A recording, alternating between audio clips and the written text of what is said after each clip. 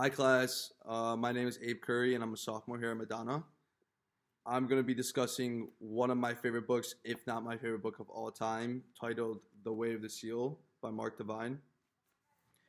Now, I picked this book because as a captain of the lacrosse team and having experience in the workplace, I always want to better myself and try to become the best leader I could be.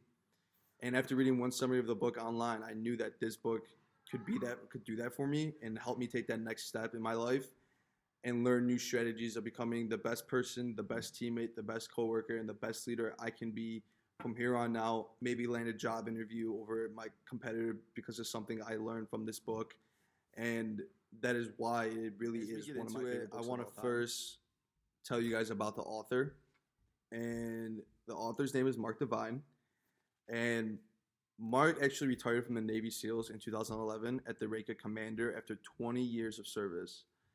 Not only was he a Navy SEAL, he earned a BA from Colgate University and an MBA from NYU Stern School of Business and went to found six multi-million-dollar businesses, including ones like SEAL Fit and Unbeatable.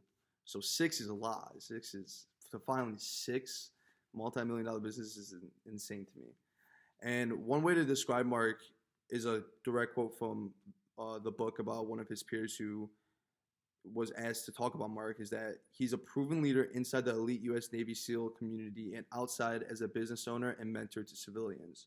So Mark's a full-on leader, and he does very well for himself and is there. He wants to help people, and that's what he does best is he helps people. And this was said by one of his fellow Navy SEALs, Brandon Webb. So you know that he earns that respect from his fellow peers, and I thought that was a nice thing to share because it's coming from someone close to him, and we don't know him personally, but hearing that someone close to him really puts into perspective what kind of person Mark is.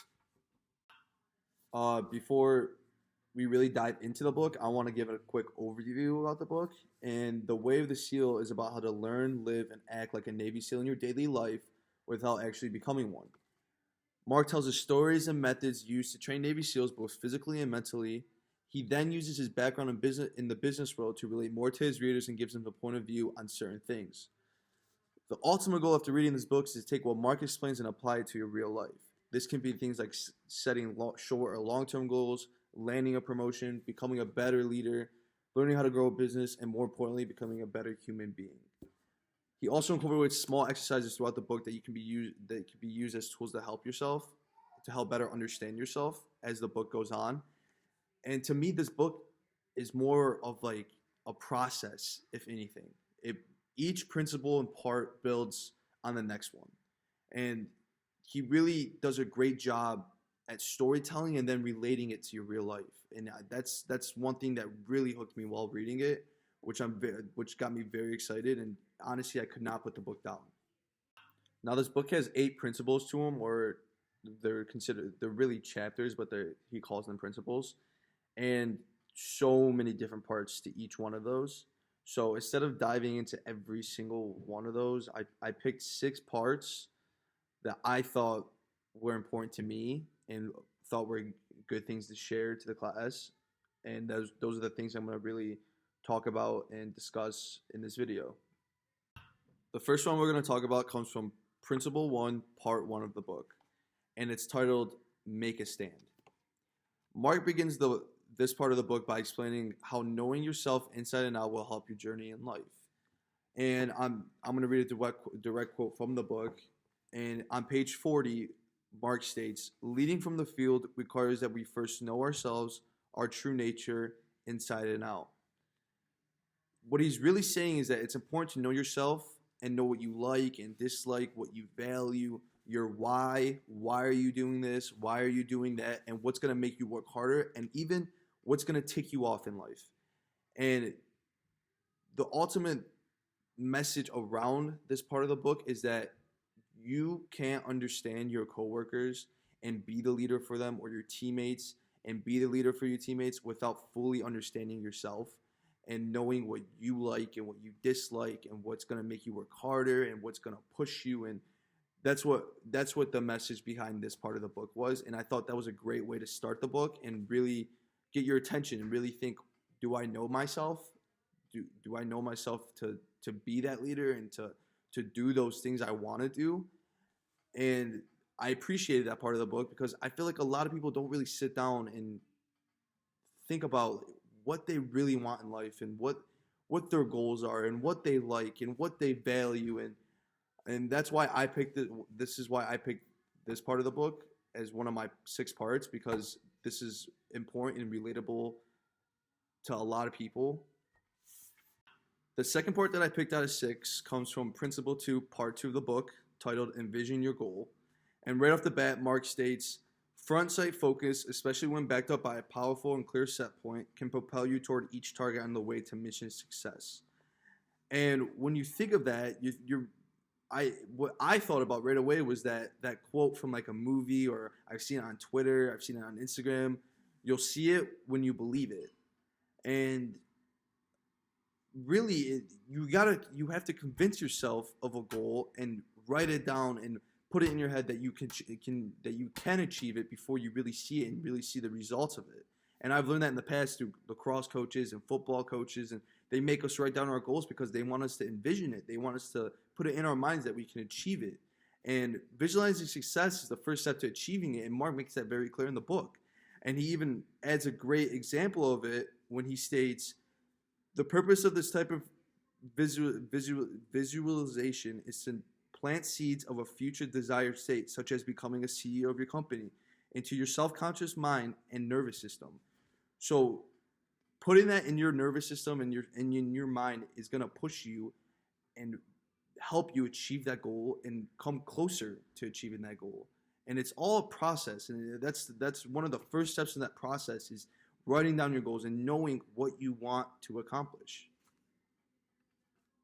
The third part I picked out of the 6 comes from Principle 4, Part 3, and it's titled Embrace the Suck. And I thought this was a very special part of the book because it really stands out to me, and it's something that we as humans don't want to do and don't do very often, and we don't really embrace the things that suck in life and the failures. But after reading this, it really changed my whole perspective on it. And he starts off by saying, SEAL trainers often say pain is weakness leaving the body. This encouraging metaphor describes a fascinating alchemy, the transmutation of training-induced pain into confidence when performing, whether on the battlefield, playing field, or in life.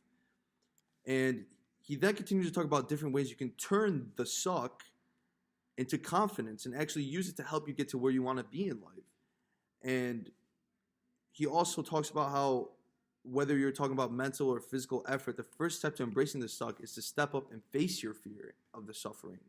Because people don't want to suffer. People don't want to feel the agonizing pain when working out. But after that workout, you're going to make a lot more gains, you could say, than if you didn't feel that. And this is not an easy thing to do at all, and will take time as you grow as a person, is what I've learned through my experience and after reading this part of the book. And he mentioned something that was really cool to me, is that one of the tricks to overcoming it is focusing on something else that's positive, and maybe something funny or just something good in your life while you're doing the suck, and twisting and manipulating and changing your perspective on it and having it help you than hurt you, which I thought was very interesting, and I thought I should share that.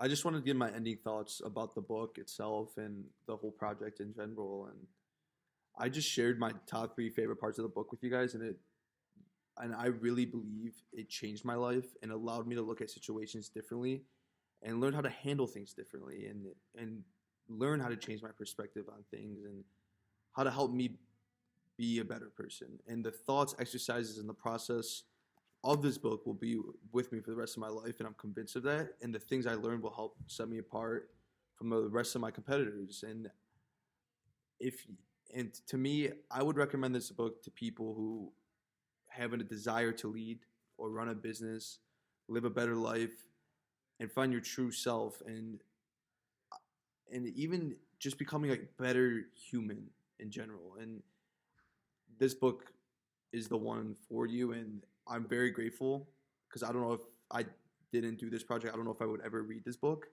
and I'm very grateful for the project for that reason. And this was a fun thing to do, and thank you, Professor Cummings, and thank you for the rest of the class for watching it, and appreciate all of you. Thank you.